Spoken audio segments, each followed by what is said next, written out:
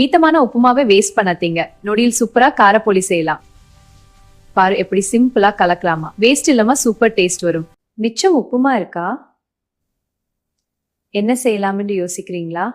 மைதா மாவில் சிறிது எண்ணெய் சேர்த்து நல்லாக பிசையுங்கள்.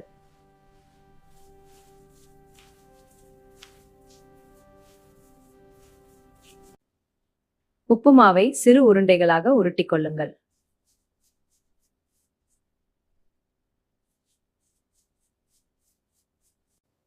இதை பூரணமாக வைத்து மாவில் மூடிவிடுங்கள்.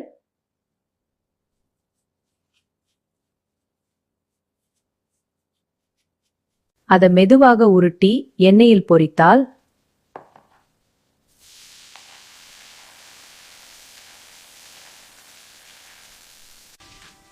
சூப்பரான காரப்போலி ரெடி. ருசி சாப்பிட்டாதான் தெரியும்.